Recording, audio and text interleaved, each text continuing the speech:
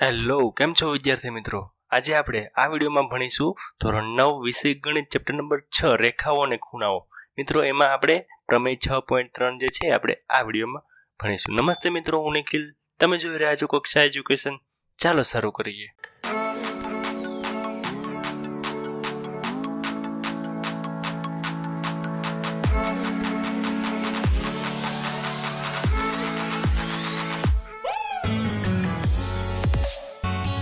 તો મિત્રો, પ્રમેય 6.3 એનું પહેલા આપણે વિધાન વાંચીએ અને સમજીએ. શું છે કે જો એક છેદિકા બે રેખાઓને એવી રીતે છેદે કે અંતઃયુગ્મકોણની એક જોડ સમાન હોય તો બંને રેખાઓ કેવી પરસ્પર સમાંતર હોય એવું આપણે સાબિત કરવાનું છે.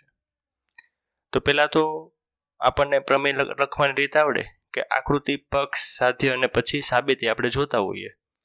તો એવી જ રીતે પહેલા આપણે વિધાન સમજી અને એને આકૃતિ દોરીએ. તો પેલા વાંચો, જો એક છેદિકા બે રેખાઓને એવી રીતે છેદે. હવે બે રેખાઓ કેવી છે કાંઈ કીધું નથી, એટલે આપણે બે રેખા AB અને CD દોરી અને એને કોઈ એક છેદિકા PQ M અને N બિંદુમાં છેદે છે. તો એના દ્વારા જે એક જોડ સમાન હોય, કઈ અંતઃયુગ્મકોણની, એટલે કે યુગ્મકોણની એક જોડ આપણે કઈ લઈ લઈએ? સમાન આર્યા.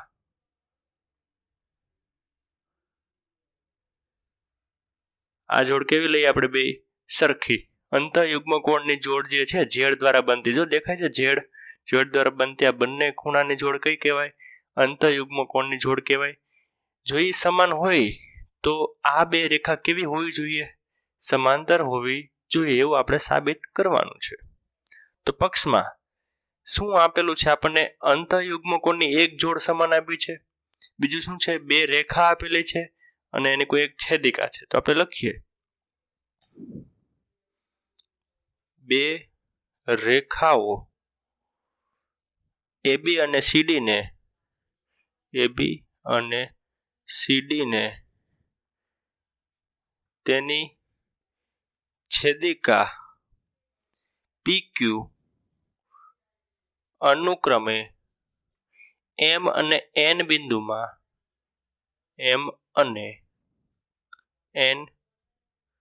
બિંદુમાં છેદે છે. બીજું વધારામાં શું આપેલું છે? તથા યુગ્મકોણની એક જોડ આપણને સરખી આપી છે ને, તથા AMN ખૂણો AMN બરાબર ખૂણો MND આ આપણને આપેલું છે. શું સાબિત કરવાનું છે?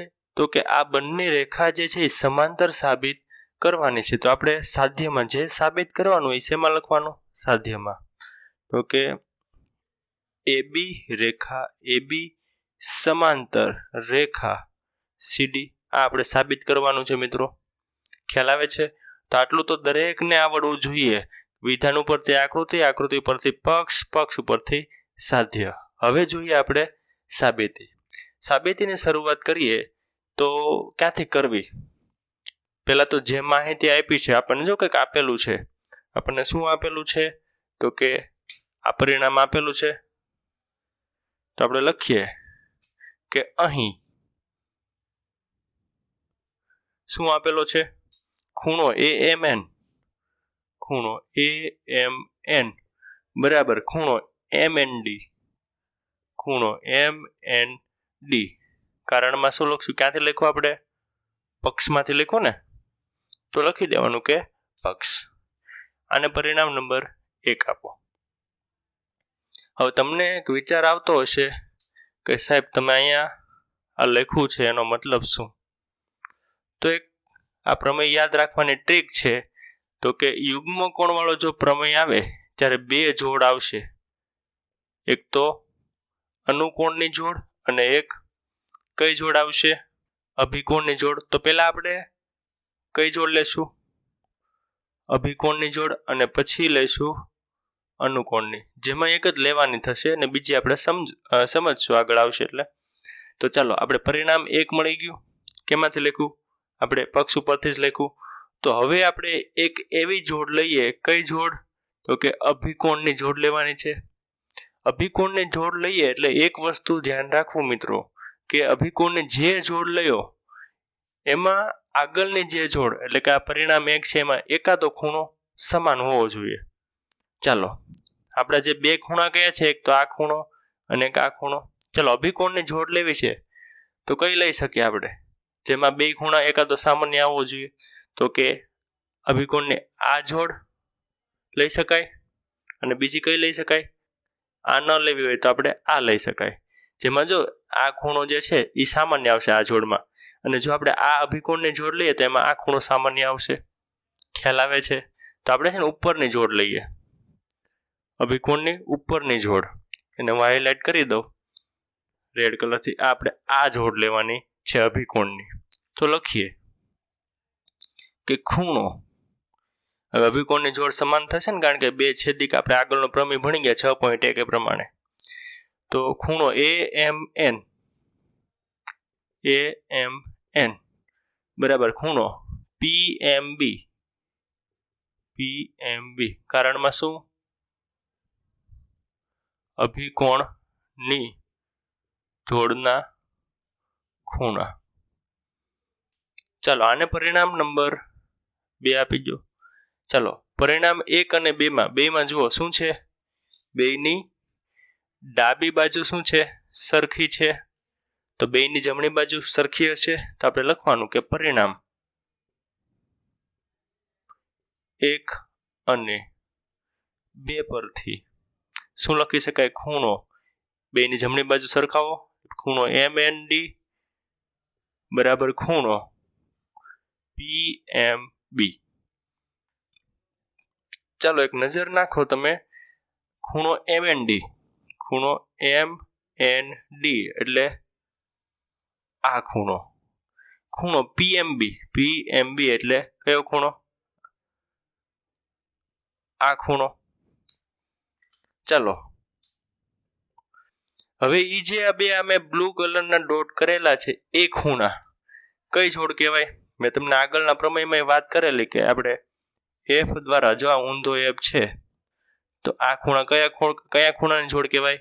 અનુકોણની જોડ કહેવાય. પછી આ રીતે હોય તો આ પણ અનુકોણની જોડ કહેવાય. ખ્યાલ આવે છે? ગમે એ રીતે હોય આવા ખૂણા બનતા હોય F દ્વારા તો એ બનતા ખૂણાની જોડ કઈ કહેવાય? અનુકોણની જોડ. તો અહીંયા પણ જે આ ખૂણા મળ્યા કેવા છે? અનુકોણની જોડના ખૂણા છે અને બે કેવા છે? સરખા છે. તો યાદ કરો પૂર્વધારણા 6.4 એમાં શું હતું કે જો કોઈ બે રેખા છેદે, પૂર્વધારણા 6.4 હતી કે કોઈ બે રેખાને કોઈ એક છેદિકા છેદે અને જો અનુકોણની કોઈ એક જોડ સમાન હોય તો આ બે રેખા કેવી હોવી જોઈએ? સમાંતર હોવી જોઈએ. એવું પૂર્વધારણા 6.4 તમને યાદ આવવી જોઈએ. તો આપણે લખીએ કે અહીં આ બંને ખૂણા કયા છે? બંને ખૂણા અનુકોણની જોડના ખૂણા છે અને તે બંને કેવા છે? સમાન છે. માટે પૂર્વધારણા 6.4 મુજબ આપણે શું કહી શકીએ કે જો બે રેખાને કોઈ છેદિકા છેદે ને એના દ્વારા જો અનુકોણની એકાદી જોડ સમાન હોય તો તે બે રેખાઓ કેવી હોવી જોઈએ? સમાંતર હોવી જોઈએ. એવું પૂર્વધારણા 6.4 કહે છે. તો આપણે પૂર્વધારણા 6.4 મુજબ શું લખી શકીએ કે આ બે રેખા કઈ બે રેખા? AB અને CD, જેમાં જો આપણને આ રીતે આ ખૂણો ના ખૂણો અનુકોણની જોડનો એક ખૂણો સરખો મળ્યો છે, એક જોડ. તો આ બે રેખા એટલે કે આ CD અને AB કેવી હોવી જોઈએ? સમાંતર જ હોવી જોઈએ. તો આપણે લખી દઈએ માટે રેખા AB સમાંતર રેખા CD. બસ આપણે આ જ લાવવાનું હતું. તો નીચે લખી દેવાનું કે જે આ સમજૂતી માટે છે, જે સાબિત થાય છે. તમારે એક્ઝામની અંદર રેડ પેનનો યુઝ કરવાનો હોતો નથી, એટલે ધ્યાન રાખજો. તમને અલગથી સારું દેખાય એ માટે રેડ કલરની પેન મેં વાપરેલી છે. બાકી તમારે રેડ કલરની પેન વાપરવાની આવતી નથી, બ્લુ પેન જ વાપરવી. અને તમારે આનો સ્ક્રીનશોટ લેવો હોય તો લઈ લો. બસ વિદ્યાર્થી મિત્રો, આ વિડીયોમાં એટલું જ. મળીએ નવા વિડીયોમાં કોઈક નવા ટોપિક સાથે. ત્યાં સુધી તમે જો ચેનલમાં નવા હો તો પ્લીઝ ચેનલ જરૂરથી સબસ્ક્રાઇબ કરો અને બાજુમાં આવેલા બેલ આઇકન દબાવો કે જેથી નવા વિડીયો આવે એ તમને નોટિફિકેશનમાં સૌથી પહેલાં મળે. અને જો જૂના હો, સબસ્ક્રાઇબ કરેલી જ હોય તો આ ચેનલના દરેક વિડીયો તમારા મિત્રો સાથે શેર કરો કે જેથી એ લોકોને પણ મદદરૂપ થાય. બસ વિદ્યાર્થી મિત્રો, બાકીનું આપણે આગળના વિડીયોમાં ભણીશું. થેન્ક યુ વિદ્યાર્થી મિત્રો.